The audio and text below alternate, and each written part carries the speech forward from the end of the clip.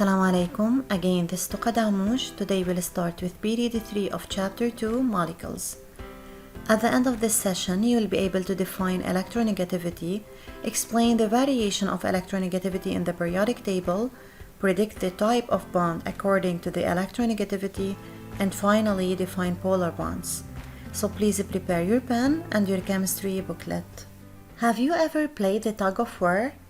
It's the game in which each team should start pulling the rope into their territory. The team that pulls the rope along with the members of opposition team to their side is suspected to win the competition. This means that the stronger the team is, the greater is the pulling force. Covalent bonding is the tug of war between two atoms over electrons. When atoms are bonded together, they do not necessarily share electrons equally. One atom could be a little greedier than another. Just as in hydrogen chloride, where chlorine attracts the shared electrons more strongly than hydrogen, while in some other molecules, the paired electrons are shared equally, just as in hydrogen gas. But what really determines whether the electrons are shared equally or not? The answer is that each atom is characterized by a specific electronegativity. The electronegativity of an atom represents how strongly an atom attracts the shared electrons. The higher the electronegativity of an atom, the more the atom will attempt to pull electrons toward itself and away from any atom it bonds to. In HCl, for example, chlorine is more electronegative than hydrogen, so chlorine will share the paired electrons more strongly than hydrogen. An American chemist, Linus Pauling, developed a relative electronegativity scale, which ranks the element from most electronegative, which is fluorine, to least. The electronegativity of an element increases from left to right, across a horizontal row, and up a column. Noble gases are not assigned any electronegativity since they do not form chemical bonds. Electronegativity can tell us about the type of chemical bonding. This means whether the bond is ionic or covalent. Covalent bonds could be either polar or nonpolar. And before digging deeply, let me make this term clearer. Polarity means having two poles, positive and negative. We are familiar with objects having two poles as magnets and dry cells, but in fact, molecules and bonds could be polar too. Polarity in general refers to the physical properties of compounds such as boiling point, melting point, solubility, etc. And this is what makes studying the polarity of bonds and molecules is so important in chemistry. Now let's explain how covalent bonds could be polar.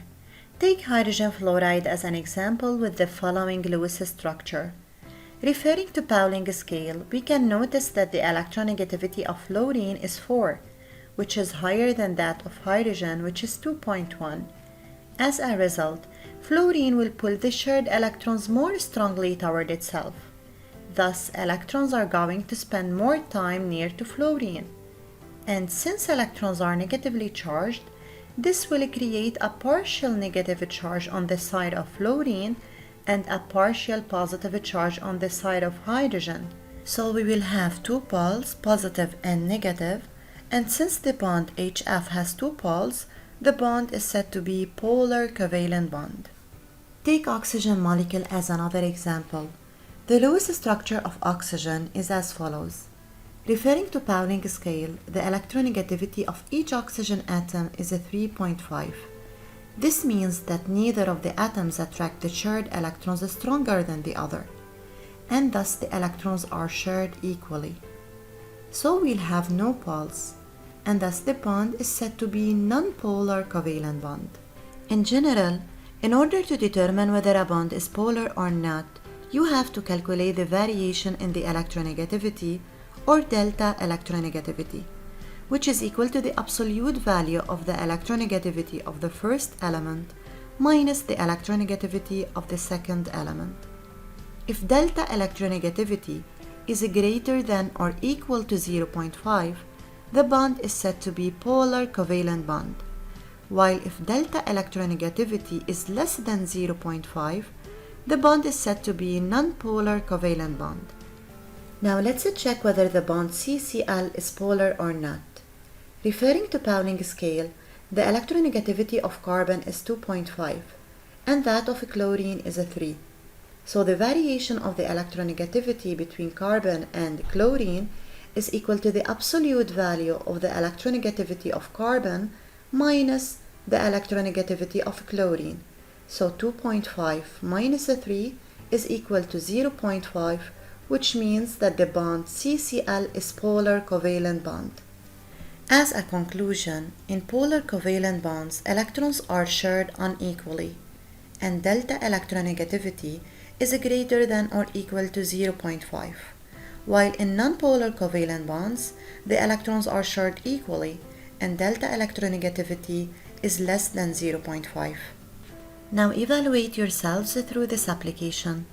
Determine the type of bond, polar covalent or nonpolar covalent, in each of the following Lewis structures. Pause the video and try it alone. In H2S, we have the bond HS. In order to check whether this bond is polar or not, we'll find delta electronegativity, which is equal to the absolute value of the electronegativity of hydrogen minus the electronegativity of sulfur. Referring to Pauling scale, the electronegativity of hydrogen is 2.1 and that of sulfur is 2.5. So, the answer is equal to the absolute value of 2.1 minus 2.5, it's equal to 0.4. Since delta electronegativity is less than 0.5, the bond HS is said to be nonpolar covalent bond. Same in NH3 where the bond is NH, so the variation in the electronegativity is equal to the absolute value of the electronegativity of hydrogen minus the electronegativity of nitrogen. Referring to Pauling scale, the electronegativity of hydrogen is 2.1 and that of nitrogen is a 3. So the answer is equal to the absolute value of 2.1 minus a 3 equal to 0.9. The value is greater than 0.5, thus the bond NH is polar covalent bond. Now it's time to summarize what we have discussed so far. Polarity can be used to describe a molecule or a bond. To check whether a bond is polar or not, we'll find delta electronegativity, which is equal to the absolute value of the electronegativity of the first element minus the electronegativity of the second element. If the variation in the electronegativity is less than 0.5, the bond is said to be nonpolar covalent bond. While if delta electronegativity is greater than or equal to 0.5, the bond is said to be polar covalent bond. In the next session, we're going to discuss how to verify whether a molecule is polar or not.